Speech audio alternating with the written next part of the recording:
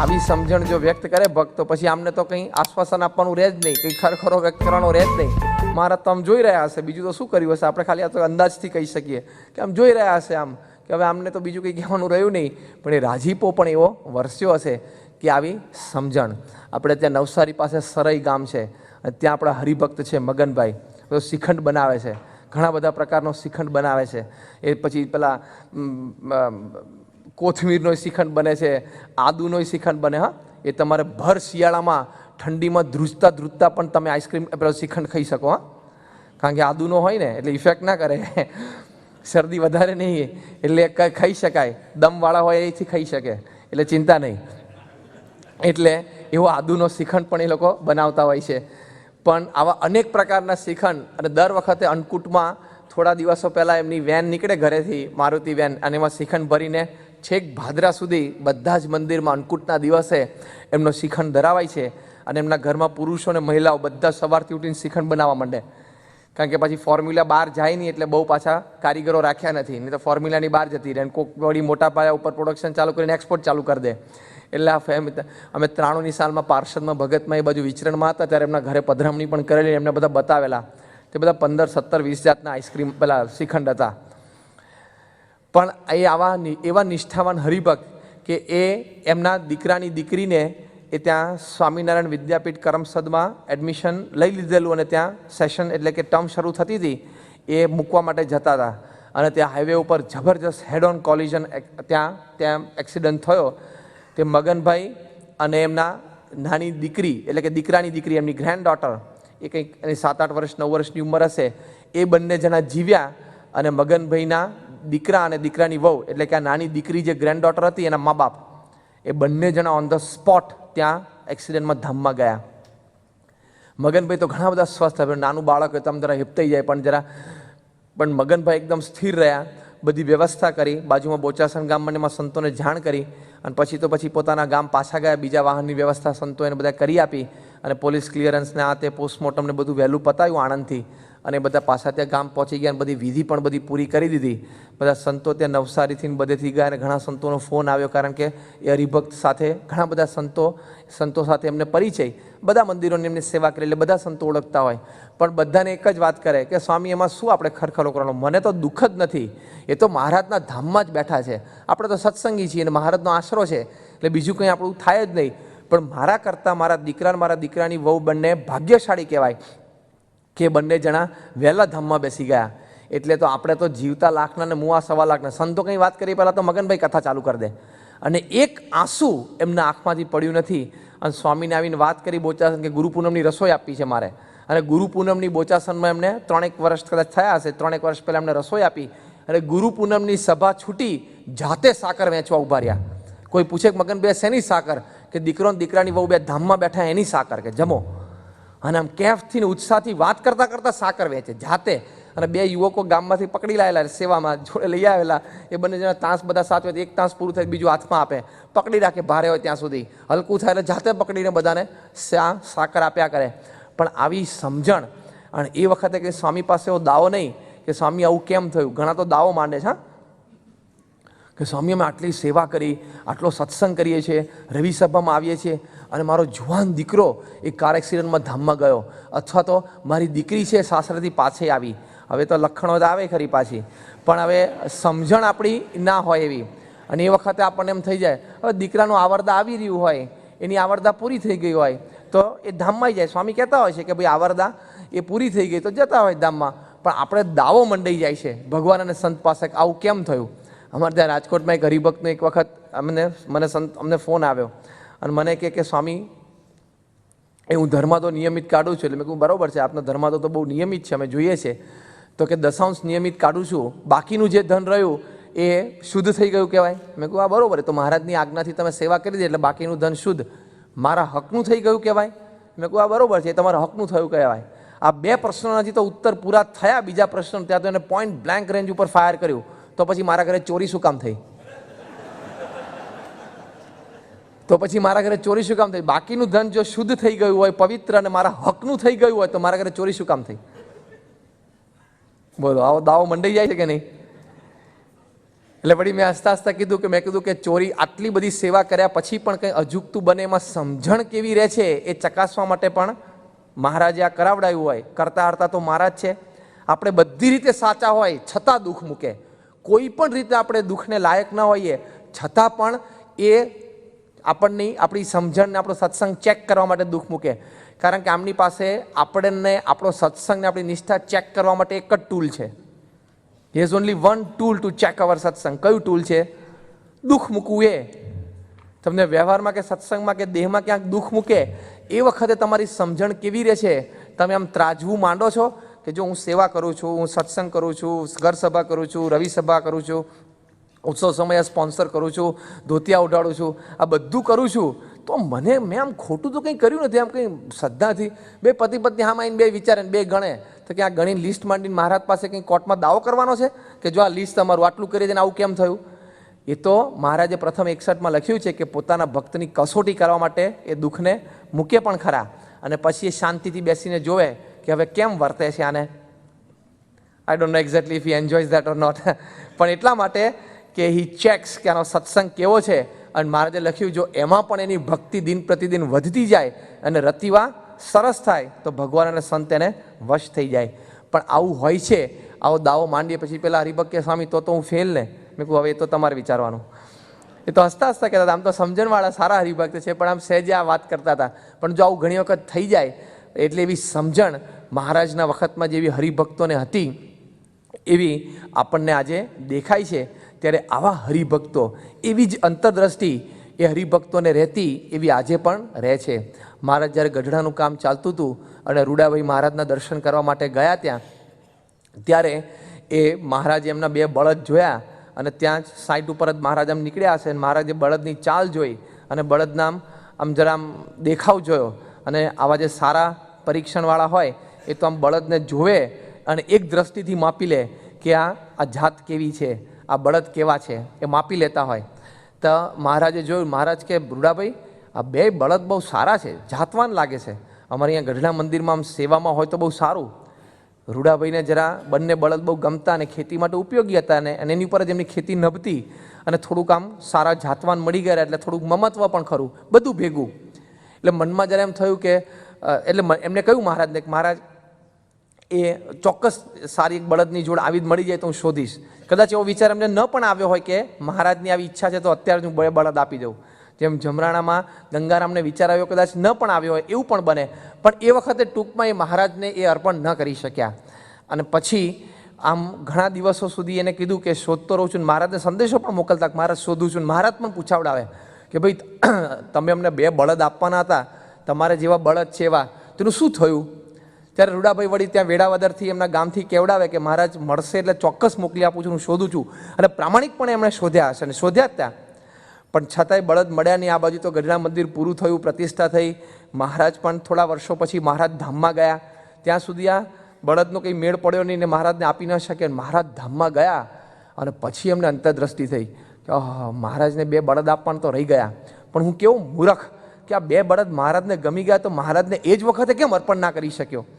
એ બોલ્યા કે આ બે બળદ બહુ સારા છે ને અમારે ગઢડામાં કામમાં આવે એવા છે, તો હું મહારાજની મરજી જાણીને એમને આપી ના શક્યો? એ અંતરમાં એકદમ એટલી બધી બળતરા ઉપડી તે રાત દિવસ બળતરા રહ્યા કરે. અને આમ રાત્રે સૂવે તો સૂઈ ના શકે અને આમ ખાધું હોય પણ કોઈ પણ રીતે એને આમ સ્વાદનો પણ આનંદ ના આવે એવી આમ બેબાકડી પરિસ્થિતિ થઈ ગઈ કે આમ આખુડ વાકુડ થઈ ગયા. મહારાજને બહુ પ્રાર્થના કરી અને પછી ત્યાં વડતાલજીને રઘુવીરજી મહારાજને પણ કહ્યું. પહેલાં તો ત્યાં ગઢડા મંદિરમાં કોઠારી હતા, એમને મળ્યા કે આવું થયું છે ને શું કરું? તો કે રઘુવીરજી મહારાજ તો મહારાજનું સ્વરૂપ કહેવાય, જઈને તમે મળો.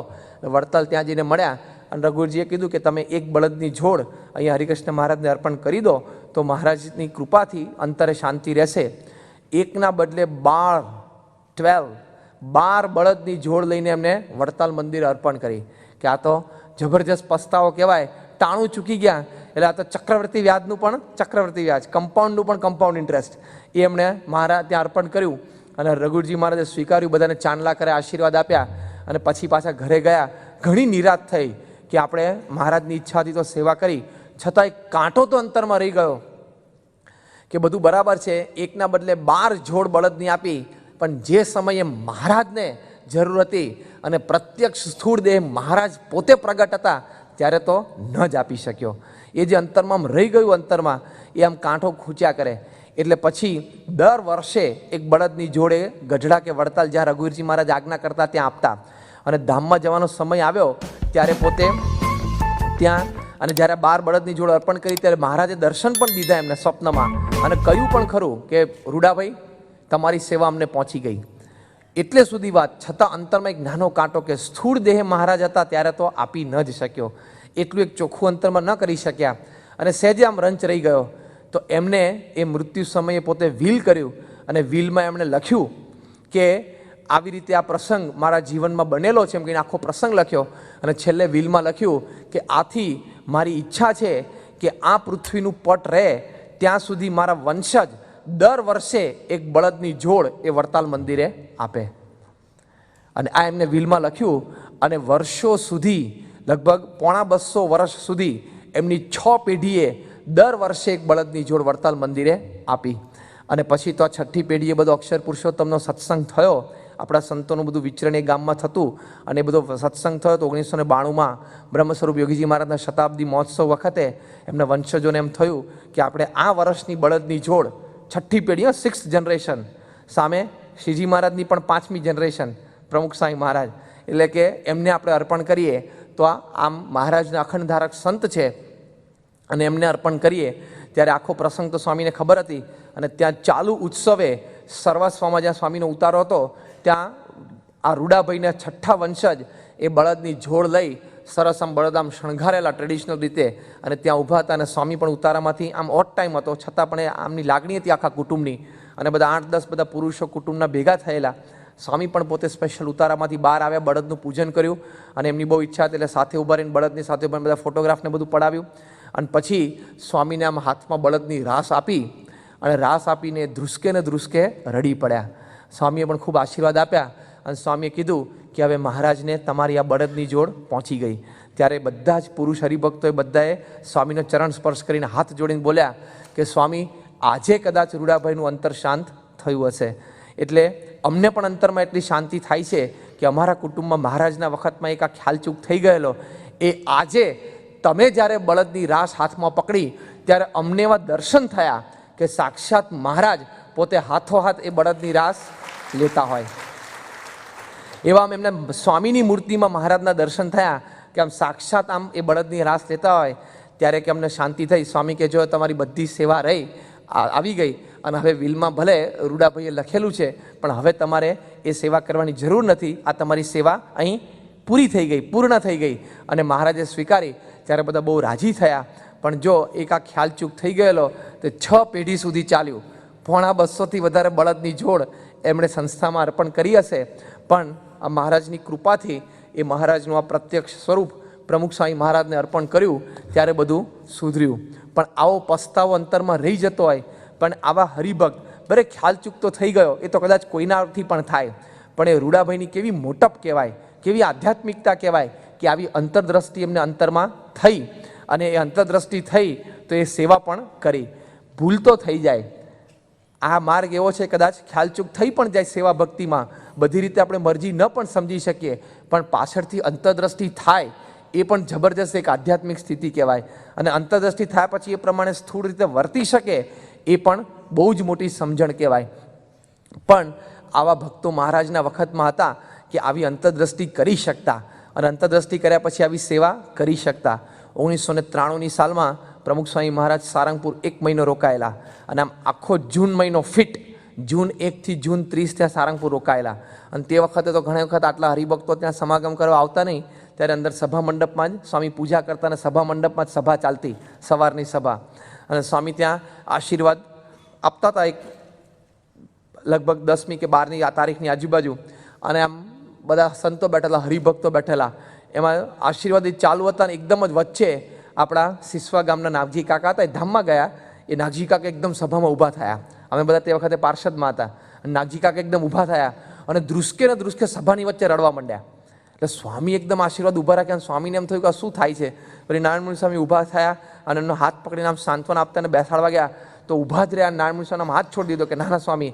અને એમ થયું કે શું થયું હશે. એટલે સ્વામી આમ માઇક બંધ કર્યું જાતે આવી રીતે. સ્વામી કે શું થયું એમ કહીને આમ નજીક બોલાવ્યા પણ આખી સભા એકદમ આમ એકદમ સ્તબ્ધ થઈ ગઈ, આમ સ્થિર થઈ ગઈ અને ધ્રુસકે રડતા રડતા પાછા બોલતા જાય કે આ સ્વામીને રાજી કરી લેજો, કે કોઈ ટાણું ચૂકતા નહીં, કે અને હું એક ટાણું ચૂકી ગયો છું એનો મને અંતરે એટલો બધો રંજ છે. સ્વામી કે નાગજી કાકા એવું બોલવાની જરૂર નહીં, આપણી બધી સેવા છે, તમે તો જોગી મહારાજને ખૂબ રાજી કરે. એમ સ્વામી આમ બોલાવે નજીક, પણ એમનાથી આમ એટલું બધું આમ અંતરમાં ભરાઈ ગયેલું અને કદાચ ઘણા વખતથી અંતરમાં હશે પણ પોક મૂકીને રડ્યા. પછી કે લાવો માઇક મારે વાત કરવી છે, એમ કરીને એમણે માઇક હાથમાં લીધું અને પછી એમણે યાદ કર્યું કે આજથી વર્ષો પહેલાં કે લગભગ 64-65ની સાલ હશે, તે વખતે જ્યાં અત્યારે પ્રમુખ સ્વામી બેઠા છે એ જ સ્થળે યોગી મહારાજ બેઠા હતા અને આવી જ રીતે સભા થયેલી. અને તે વખતે સભામાં હું બેઠેલો, પ્રમુખ સ્વામી મહારાજ બહાર કોઠારે કંઈક કામ માટે ગયા હશે, બહાર કોઠારમાં કોઈ હરિભક્તને મળતા હતા, ત્યાંથી અંદર આવ્યા. 64-65ની સાલનો પ્રસંગ. અને સ્વામી પાછળથી સભામાં આવ્યા અને મને ખભા ઉપર આમ ટપલી મારી, એટલે મેં આમ જોયું કે પ્રમુખ સ્વામી, એટલે મને આમ ઈશારો કર્યો બહાર આવો એમ કે. પોતે ચાલતા હતા ને યોગીજી મહારાજના આશીર્વાદ ચાલુ હતા, એટલે હું પણ એમની પાછળ બહાર ગયો.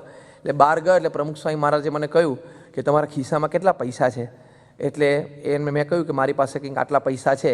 ત્યારે પ્રમુખ સ્વામી મહારાજ કીધું કે જો આપણા હરિભક્ત છે અને એમને અત્યારે દીકરીનો લગ્ન છે ને ટાણું છે, પ્રસંગ છે, તો તમે 500 રૂપિયા એમને આપો, એટલી તમે સેવા કરી દો. એટલે તે વખતે હરિભક્ત પણ બાજુમાં ઊભા હતા અને પ્રમુખ સ્વામી મહારાજ સંસ્થાના પ્રમુખ અને એક આવા સંત, એના સાથે મારા આમ પરિચય પણ ઘણો બધો ખરો.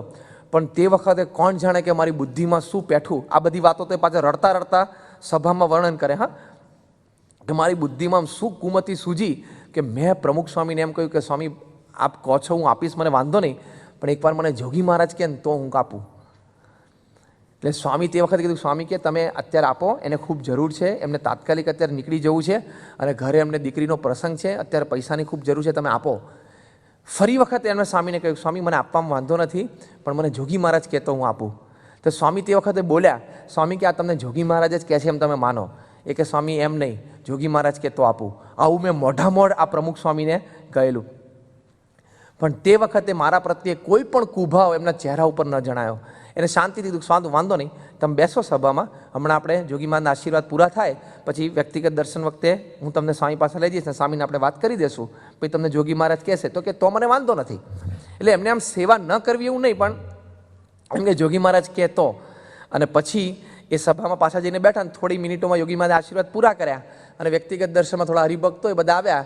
અને તે વખતે સ્વામી કંઈક કામમાં અટવાઈ ગયા, સ્વામી આવી નહીં શક્યા હોય, પણ નાગજી કાકા એકદમ ફેથફુલી જોગી મહારાજને પૂછ્યું કે સ્વામી આવી રીતે સભા ચાલુ હતી, મને સ્વામી આવી રીતે બોલાય ને આવી રીતે કહ્યું અને આવી રીતે સેવા કરવાનું કહ્યું. યોગી મહારાજ એકદમ વચ્ચેથી બોલ્યા કે સ્વામી તો કે તમે કરી દીધી ને સેવા?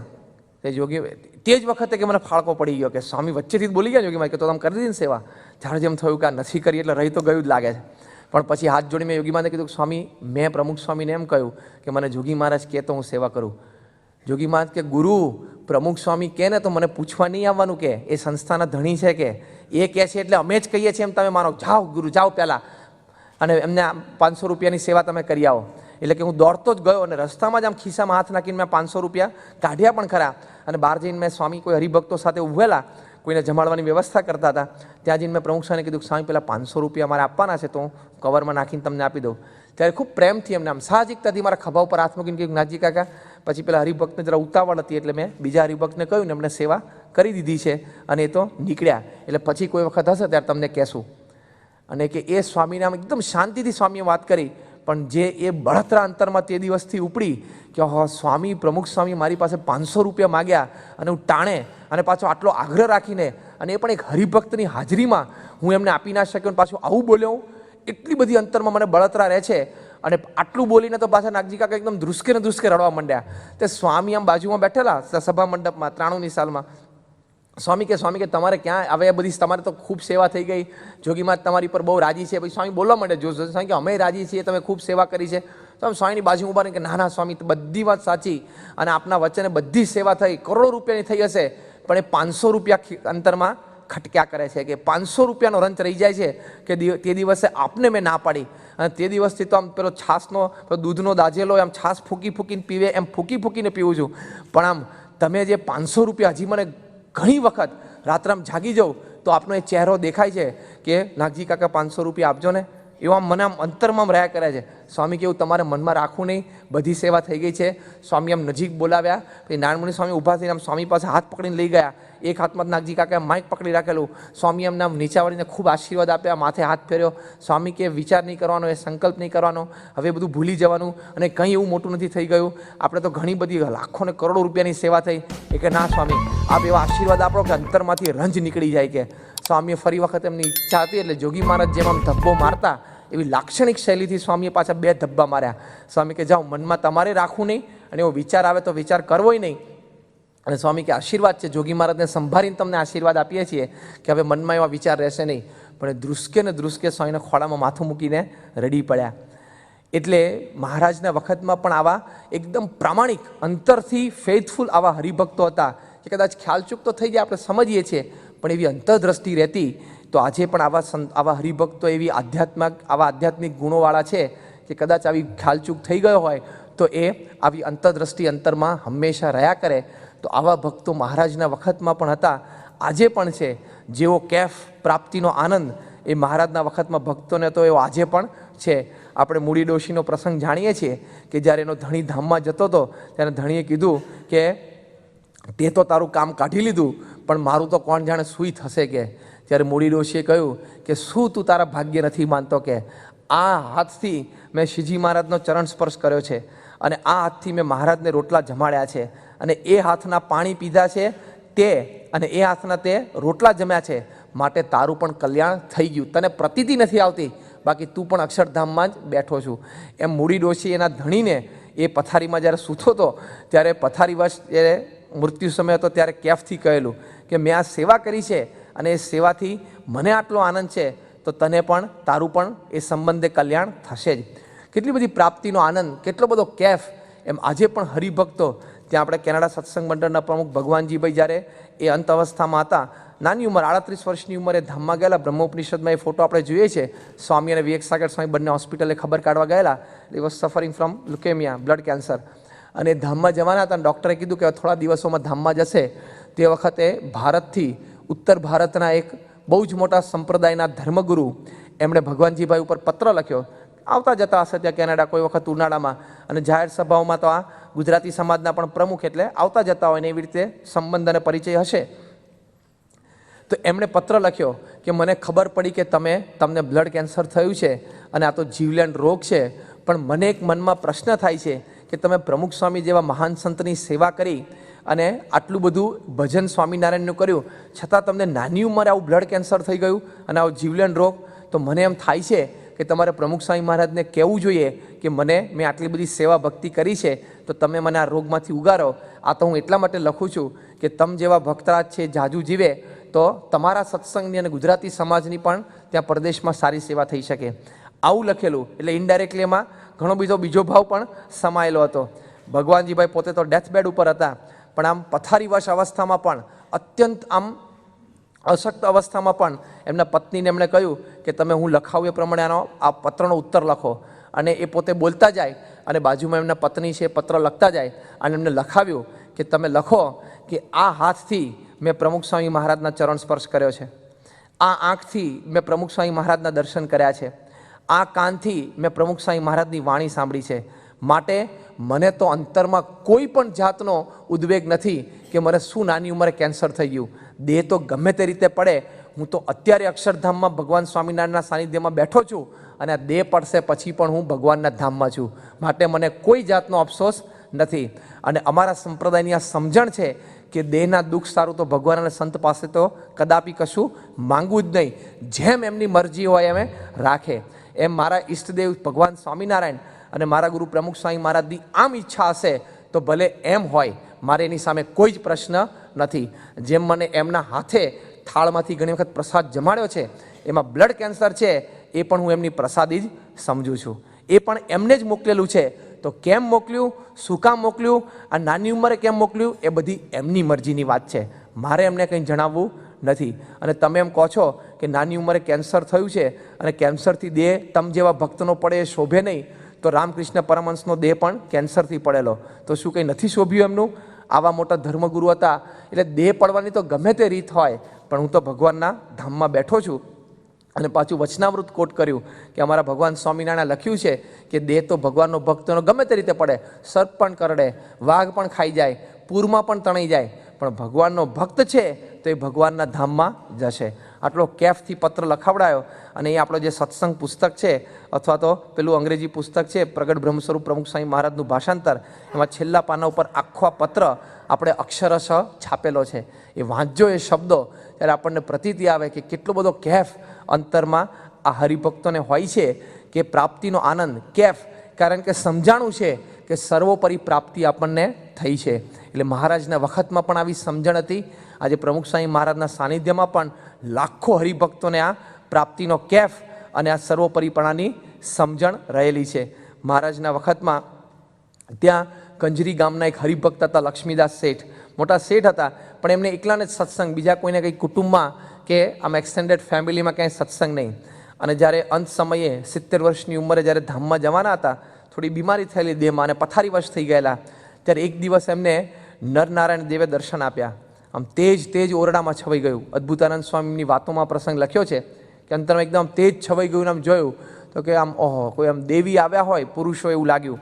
તો કે આમ હાથ જોડીને લક્ષ્મીદાસ શેઠે પથારીમાં સૂતા સૂતા પૂછ્યું કે આપ કોણ? ત્યારે એમને કહ્યું કે અમે તો નરનારાયણ દેવ. બોલો શું પધાર્યા? ત્યારે કે તમે આમ હવે તમારો દેહ પડે છે તો અમને ધામમાં લેવા જવા માટે આવ્યા છે. કયા ધામમાં? કે તો કે બદ્રિક આશ્રમમાં જ્યાં અમે રહીએ છીએ. મારે ત્યાં આવીને શું કામ છે? કે લક્ષ્મીદાસ શેઠે નરનારાયણ દેવને પૂછ્યું કે ત્યાં મારે આવીને શું કામ છે?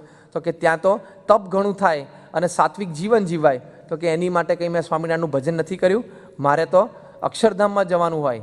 એટલે તમે આવ્યા, દર્શન દીધા એ તમારો આભાર, પણ હું તમારી સાથે આવી શકીશ નહીં. નરનારાયણ દેવ અદ્રશ્ય થઈ ગયા. બીજા દિવસે શ્રી કૃષ્ણ ભગવાને સ્વયં દર્શન આપ્યા. અદ્ભુતાનંદ સ્વામી એમની વાતોમાં આખો પ્રસંગ લખેલો છે. તે શ્રી કૃષ્ણ ભગવાને દર્શન આપ્યા, મોરલી હતી ને મુકટ હતું ને પીછું બધું. એ ઓળખીતો કે ઓહો શ્રી કૃષ્ણદેવ પધારો. પથારીમાંથી બેઠા થયા, કારણ કે મહારાજે કહ્યું છે કે અવતારોમાં એ મોટો અવતાર છે. બેઠા થયા અને યોગ્ય સન્માન આપ્યું કે આપ બિરાજો. શું પધાર્યા? કે તમને ધામમાં લેવા માટે. તો કે ક્યાં? તો કે ગૌલોક ધામમાં. ત્યાં કે મારે ગાયને વાછરા જોડે રમીને શું કામ છે? લક્ષ્મીદાસ સર ત્યાં મારે ગાય વાછરા જોડે શું રમવાનું? કે હું તો નિર્વાસનિક થયું છું. કેટલો બધો કોન્ફિડન્સ કે મેં તો સ્વામિનારાયણનું ભજન કર્યું છે અને મારા ઈષ્ટદેવ સ્વામિનારાયણના આશીર્વાદથી તો હું નિર્વાસનિક થયું છું. કે હું તો અક્ષરધામ સિવાય બીજે ક્યાંય જઉં નહીં અને મારા સ્વામિનારાયણ લેવા આવે પછી હું દેહ છોડું અને બીજા કોઈ ધામમાં અમને ફાવે નહીં, ગમે નહીં અને અમે જઈએ નહીં. કેટલો કેફથી બોલ્યા છે લક્ષ્મીદાસ શેઠ. અને પછી શ્રી કૃષ્ણ ભગવાન તો આમ દર્શન આપીને અંતર્ધાન થઈ, એટલે અદ્રશ્ય થઈ ગયા. પછી ત્રીજા દિવસે માણકી ઘોડી ઉપર મહારાજના દર્શન થયા. સફાળા બેઠા થઈ ગયા. લક્ષ્મી ઓહો મહારાજ આપ પધાર્યા. મહારાજ કે ચાલો શેઠ, ધામમાં લેવા માટે આવ્યા છીએ. કે મહારાજ તૈયાર જ બેઠા છીએ, બીજું કંઈ છે જ નહીં. આ લોકની ઈચ્છા આપના ધામમાં આપની પાસે બેસવું છે. આ લોકમાં આપના સિવાય અમારા અંતરમાં કંઈ હતું નહીં અને પછી એ આપના ધામમાં જ બેસવું છે. કે ચાલો. મહારાજ કે ચાલો ભક્ત. ત્યારે પણ લક્ષ્મીદાસ કે મહારાજ એક મિનિટ, મારે તમને એક પ્રશ્ન પૂછવો છે. મહારાજ કે તમ જેવા ભક્તને અમે લેવા આવીએ અને અંત સમયે કોઈ પ્રશ્ન રહે? કે મહારાજ બીજો તો કોઈ પ્રશ્ન નથી, કારણ કે લોકની તો કોઈ આસક્તિ નથી મારે, પણ મારે તમને એ પૂછવું છે કે ગઈકાલે પરમ દિવસે તમે મોકલેલા કોને? આ ગઈકાલે પરમ દિવસે તમે મોકલ્યા હતા કોને? મહારાજ કે શું થયું? તો કે આવી રીતે નરનારાયણ દેવ આવેલા, પછી આવી રીતે શ્રી કૃષ્ણ નારાયણ આવેલા, આવું પૂછતા હતા મને, અને મને તો ધામમાં લેવા માટે આવેલા. મહારાજ કે તમે શું કહ્યું? કે મહારાજ મેં તો કહ્યું મને ના ફાવે તમારા લોકો જોડે, હું તમારા ધામમાં ના રહી શકું, કે હું તો નિર્વાસનિક થયું, સ્વામિનારાયણ લેવા આવે પછી હું અક્ષરધામમાં જાઉં, એમને ના જાઉં. ત્યારે મહારાજ એકદમ આમ મંદ સ્મિત કરતા હસ્યા કે મહારાજ તમે કેમ આવા પ્રસંગ ઊભા કરે? મહારાજ કે આ તો તમારી કસોટી કરવા માટે. કે મહારાજ અમારી કસોટી તો શું હોય, આપની ઈચ્છા હતી ને આપણે કસોટી કરી, પણ અમારા અંતરમાં તો આપના સિવાય ક્યાં કંઈ છે જ. મહારાજ કે ભક્ત અમે પણ જાણીએ છીએ શેઠ કે તમારા અંતરમાં અમારા સિવાય કાંઈ નથી. પણ પછી મહારાજ બોલ્યા, હા બહુ જ સરસ વાક્ય મહારાજ બોલ્યા. મહારાજ કે યુગો સુધી હરિભક્તોને કેવી સમજણથી અમારો આશરો કરવો એ વાતની પ્રતીતિ બેસે, એટલે અમે આ પ્રસંગ તમારા જીવનમાં ઊભો કર્યો છે. યુગો સુધી હરિભક્તોએ કઈ સમજણથી અમારો આશરો કરવો, કેવી સર્વોપરીપણાની સમજણ કેળવવી, એટલે અમે તમારા જીવનમાં પ્રસંગ ઊભો કર્યો છે. તે તમારા પ્રસંગથી યુગો સુધી હરિભક્તોને સમજણની શુદ્ધિ થશે. તો જો આજે આટલા વર્ષો પછી આપણે આ પ્રસંગથી આપણે પણ ઘણી બધી શુદ્ધિ આપણી સમજણની કરી શકીએ, કે આવી સર્વોપરીપણાની સમજણ આજે પણ એવા હરિભક્તો છે. જે અમદાવાદમાં મણિનગર વિસ્તારમાં આપણા એક હરિભક્ત છે ભાસ્કરભાઈ, અને એમના કુટુંબમાં બધી જ રીતે દુઃખ ઊભું થયેલું. એક તો પોતે નાણાકીય રીતે એકદમ ધંધામાં ખેંચાઈ ગયેલા, એટલે ઘણું બધું દેવું થઈ ગયેલું. આ તો લગભગ 12-15 વર્ષ પહેલાંનો પ્રસંગ છે, અને એ વખતે એમને 7-8 લાખ રૂપિયાનું દેવું થઈ ગયેલું. વળી લગ્ન થયા ઘણી વખત 8-10 વર્ષ થઈ ગયેલા, પણ કોઈ સંતાન નહીં. અને આ બાજુ એમના માતૃશ્રી અને એમના પત્ની એ બંને જણા ગાયત્રીની પૂજા અને ગાયત્રીની ઉપાસના કરે, એટલે ગાયત્રી માતા પાસે એમને દર્શન આપે. વળી કોઈક વખત કોઈ મેલી દેવી પણ એમને દર્શન આપી અને બધી વાતો કરે. એમના વૃદ્ધ પિતા હતા, એમને બાળક ભૂત દેખાય અને ઘરમાં પાછું ભૂત થાય. હવે આ માણસને કેટલું દુઃખ! એક તો આર્થિક રીતે બિચારાને તકલીફ, સગાવાલા બધા પૂછપૂછ કરે, અને પાછું 8-10 વર્ષ લગ્ન થયા, કોઈ સંતાન નહીં. એટલે પાછા આમાં તો આ બધી રીત એવી છે ને કે આમાં સગાવાલાને વધારે ચિંતા હોય, બે માણસ કરતાં, પતિ પત્ની કરતાં ને સગાવાલાને બધાને વધારે ચિંતા. હવે મૂકને તારા હમણાં છોકરા થશે, તારે હાચવાના છે, તારે એના ભરણ પોષણ કરવાનું છે. લોકો બહુ ચિંતા કરતા કે તમારે કંઈ છે નહીં, એમ નહીં તો નથી, તો પણ તારે પછી ભવિષ્યમાં થાય તો તારે ભરણ પોષણ કરવાનું છે. પૂછપૂછ એ લોકો હારા વધારે દોઢા થતા હોય છે આમાં તો. એટલે પાછું સગાવાળા તરફથી પાછું એ સાચવવાનું. પાછું ઘરે એક જ સત્સંગી નિષ્ઠાવાન અને મહારાજ સ્વામીની મૂર્તિ રાખેલી, પણ એના પત્નીનું એટલું જોર કે ઘર મંદિરમાં તો અક્ષર પુરુષોત્તમની પ્રમુખ સ્વામીની મૂર્તિ રાખી ના શક્યા. ઘર મંદિરમાં મૂકેલા કાઢીને બહાર સીધી એ બિચારા આમ દિવાલ ઉપર લટકાયેલી, પણ ખરેખર ભક્તરાજ. હવે એની પત્નીને પેલી મેલી દેવી છે એ દર્શન આપે ને તો કે તારા ધણી જો ઘરમાંથી સ્વામિનારાયણ અને પ્રમુખ સ્વામીનો ફોટો કાઢી નાખે ને તો તને દીકરો આપું, અને ધનનો ઢગલો દેખાડે કે આટલું ધન તને આપું. એટલે એના પત્ની રોજ કજ્યો કરે. પેલો બિચારો એક તો બહારથી થાકીને આવ્યો હોય અને બહારથી કંટાળીને આવ્યો હોય, એમાંથી ઘરેથી પાછી ઉપાધિ. માણસ બહાર ઓછો હારે, પણ જો અંદર તકલીફ હોય તો વહેલો હારી અંદર જાય. હા, કારણ કે રાત દિવસ ભેગું રહેવાનું હોય ને. પણ આવા સમયે સપોર્ટ કરવાના બદલે પછી આવો પ્રસંગ ઊભો થયો. એટલે એક કજ્યો. એના વૃદ્ધ પિતા હતા, એ વિધુર હતા, એના વૃદ્ધ પિતા હતા, એમને પણ પાસે પેલો ભૂત જ્યારે દેખાય ને ત્યારે ભૂત કે આ પ્રમુખ સ્વામીનો ફોટો ઘરમાંથી કાઢી નાખો તો હું તમને દીકરો આપું. અને પાછા એના પિતા કે મને તો ભૂતે દર્શન દઈને આવું કીધું છે, અને તારે કોઈ દીકરો નથી તો દીકરો થશે. ભાસ્કરભાઈ કે જો પપ્પા તમે સમજો કે ભૂત દીકરો આપે ભૂત જેવો જ આપે, એ કંઈ થોડે દેવી દીકરો આપવાનો છે, એ ભૂત જ આપે. અને આપણે જે કંઈ દુઃખ છે એ મારા ઈષ્ટદેવ સ્વામિનારાયણનું મોકલેલું છે. એ કે આ દેવી દર્શન દઈને તારી માને અને તારા વહુને બેયને કહે છે, એ કે જે દર્શન દેતા હોય ને જે કરતા હોય એ જે દર્શન દે છે મારી સામે આવીને વાત કરે કે મને કે તારે જોઈએ છે કે નહીં, હું એને જવાબ આપીશ કે. અને પછી એના પત્નીને કીધું કે હવે તારા ગાયત્રી દેવ કે બીજા કોઈ દેવી તને દર્શન આપે ને તો કહેજે કે મારા ધણી છે ભાસ્કરભાઈ, એની સાથે તમે વાત કરો, એને કહેજો કે મારી સાથે વાત કરે, એટલે હું કહીશ કે કેમ વાત થાય એની સાથે. અને પિતાજીને કીધું કે ભૂત તમને દર્શન આપે ને અને ભૂત દેખાય ને તો ભૂતને કહેજો કે મારી જોડે વાત કરે કે કેફથી. એ કે ભૂતે તો કીધું છે કે હું જોઉં છું કે તારા દીકરાને કેવો દીકરો થાય છે કે, અને ભૂલથી દીકરો થાય ને તને મારી નાખું ગળું દાબીને. એટલે ભાસ્કરભાઈ એના પિતાને કીધું કે હવે ફરી વખતે બોલે ને મારી સામે મને તો થાય તો હું કહીશ જ, પણ કદાચ મારી પાસે જ નહીં આવે, કારણ કે મેં અક્ષર પુરુષોત્તમની કંઠી પહેરી છે એટલે હિંમત નહીં ચાલે. પણ તમને ફરી વખત આવું કહે તો તમે કહેજો કે તારાથી થાય એ કરી લે, તારે જેટલું મારું બગાડવું એટલું બગાડજે. આ દુઃખ તો મારા ગુરુ પ્રમુખ સ્વામીએ મૂકેલું છે, એમની ઈચ્છાથી આવેલું છે, અને એમની ઈચ્છા હશે ત્યાં સુધી રહેશે. કદાચ દેહના છેલ્લા શ્વાસ સુધી આમને આમ રહે ને તો મને કોઈ ફેર પડતો નથી. બાકી તારા જેવા 1000 ભૂત ભેગા થાય ને તો મારું કશું નહીં કરે, જા થાય એ કરી લેવું કહી દેજો કે. અને તે જો દીકરો આપવાનો હોય તો ના આપતો, અને જો પ્રમુખ સ્વામીની ઈચ્છાથી દીકરો મળશે ને તો તારામાં તાકાત હોય તો મારી જોજે. એટલું આમ કેફથી હો. હવે આ એકલા જ એક બાજુ, સામે આ બધા જ એના પત્ની, એમના માતૃશ્રી, એમના પપ્પા, બધા ત્રણેય એક બાજુ. પણ બધાએ ખૂબ આગ્રહ રાખ્યો, આટલું બધું દુઃખ પણ સત્સંગની સેવા શ્રદ્ધાથી કરે. મંડળ સંચાલક પોતે, અને સત્સંગ સભા પણ સાચવે. હરિભક્તોના વાતની ખબર પડી, એમણે સંતોને વાત કરી. સંતો એમને પૂછ્યું કે આવું છે, એક તો કે સ્વામી ચાલ્યા કરે, હવે ભગવાનની ઈચ્છા કે. અને માથે વાળ એટલું દેવું, બધી તરફથી માણસને ત્રાસ. કોઈ પણ માણસ થાકી જાય, હા, કોઈ પણ માણસ હારી જાય. જ્યારે 2-3 ફ્રન્ટ ઉપર લડતો હોય ત્યારે બધી રીતે હારે. નેપોલિયો આખું આપણો મોટો હિટલર હારી ગયો ને આ બાજુ ઇંગ્લેન્ડ સાથે લડે, આ બાજુ રશિયા જોડે ચાલુ કર્યું ને આ બાજુ ઈસ્ટ સાથે ચાલુ કર્યું તો એ હારી ગયેલો. એમ 2-3 ફ્રન્ટ ઉપર માણસ લડવું પડે એટલે કોઈ પણ માણસ હારે. પણ એકદમ અડીખમ નિષ્ઠાના જોરે ઊભા રહેલા સંતોએ કીધું તમે સ્વામીને વાત તો કરો. એ કે સ્વામીને શું વાત કરવાની, સ્વામી નથી જાણતા, અને સ્વામી અંતર્યામી નથી, સ્વામીને મારા બધા દુઃખની ખબર છે, અને એનાથી આગળ મૂકનાર જ એ છે. એમની ઈચ્છાથી આવ્યું છે, મારે કોઈ ખાનગી કરવી નથી. આ તો હરિભક્તોને ઘણી વખત પગમાં દુખતો હોય ને તો સ્વામી પાસે વ્યક્તિગત દર્શનમાં પગ ઊંચો કરે, સ્વામી અહીં દુખે છે, હાથ ફેરવો, અહીં હાથ ફેરવડાવે છે. એટલે શું પણ, અને સ્વામી આમ નીચા વળે, આપણે તો સંતો જોયેલું છે, આમ રોસ્ટ્રમ પરથી આમ આગળ વળે, આમ નીચા વળીને એના પગ ઉપર હાથ ફેરવે. આપણે સમર્થ ને આપણા ગુરુહરિને ચરણ સ્પર્શ કરવા દઈએ ને કરાવીએ, એટલે આ હરિભક્તો સ્વામી આ બાયપાસ કરવાનું, છાતી પર હાથ ફેરવો ને તમે અત્યારે બાયપાસ થયું તો પાછું તું આજીવન થોડી જીવવાનો છું. બાયપાસ પર ધારો કે હાથ ફેર્યો સ્વામીએ, મોટા પુરુષ દયાળુ છે, છાતી પર જ્ઞાના મહારાજને પ્રાર્થના કરશું બાયપાસ સારું થઈ જાય, તો લાખો લોકોનું બહાર બાયપાસ થાય છે. ક્યાં પ્રમુખ સાહેબના આશીર્વાદ લઈને જાય છે? થતા જ હોય છે સારા, અને જીવતા જ હોય છે, અને બીજા 25 વર્ષ કાઢ નાખે છે. એ કાંઈ એવા ગુરુહરીને એવી તકલીફ આપવાની જરૂર નથી, બધું થયા કરે. પણ આવી રીતે આપણે કરીએ છીએ. ગરીબ ભક્તો સ્વામી પાસે કે સ્વામી મારે બાયપાસ કરાવવાનું. સ્વામી કે મૂંઝામાં જો મેં કરાવ્યું છે, છાતી પોળી કરી નાખી અને કાપો દેખાડ્યો. સ્વામી કે જો મેં કરાવ્યું છે, એમાં કંઈ ના થાય કે પેલો તો બીજા ટાઈમ કે ઓહો શું થયું બહાર. પણ આવા નાના નાના દુઃખ માટે આપણે સ્વામી પાસે પહોંચી જઈએ. આવા ભક્તો પણ સત્સંગમાં છે, કોઈ જ ફિકર નહીં. ચેલેન્જ ગમે તેવું દુઃખ ભગવાનને સંત ના મૂકે, કશું જ નથી થવાનું. એમની ઈચ્છાથી સંતોએ બહુ જ કીધું તોય સ્વામી પાસે તો ના જ આવ્યા. સંતોએ સ્વામીને વાત કરી. અમદાવાદ મંદિરના સંત સ્વામી આપણે એક હરિભક્ત કાર્ય છે ને આવું દુઃખ છે. સ્વામી વાત સાંભળીને સ્વામી કે બોલાવો, મારે એની પાસેથી આ પ્રસંગ સાંભળવો છે. સંતો એમને બોલાવ્યા. એમણે કીધું સ્વામીને, સંતોને કે સ્વામી તમે શું કામ કીધું સ્વામીને તકલીફ શું આપવાની જરૂર? કે ના ના સ્વામીએ બોલાવ્યા. અને સ્વામીએ આવ્યા. સ્વામી કે બધા પતી જાય પછી તમે આવો શાંતિથી. અંદર રૂમમાં લઈ ગયા. સ્વામી કે આખી વાત મને કહો. એ કે ના ના સ્વામી કંઈ નથી, આવું તો થોડું થયા કરે. સ્વામી કે જો મારે સમય છે, મારે બધી જ વાત તમારા મોઢે સાંભળવી છે, તમે કરો. અને બધી જ વાત ભાસ્કરભાઈએ કરી, પણ કાંઈ ચહેરા ઉપર દુઃખ નહીં કે સ્વામી આવું થયું, રોદડા રોવાનું નહીં, સ્વામી આવું થયું ને આવું થયું એ કરતું નહીં. આપણે તો અડધું તો એ કરતું ચાલતું હોય. સ્વામી આમ થયું ને આમ થયું ને આમ થયું. હવે એક તો આપણે નિયમ ના પાડ્યા હોય, આપણે શિક્ષાપત્રી લોપી હોય ને આપણે ખોટી બુદ્ધિ ચલાવી હોય એટલે દુઃખ ઊભું થયું હોય, અને પછી સ્વામી પાસે રડવા માટે આવે. એવું કાંઈ જ નહીં.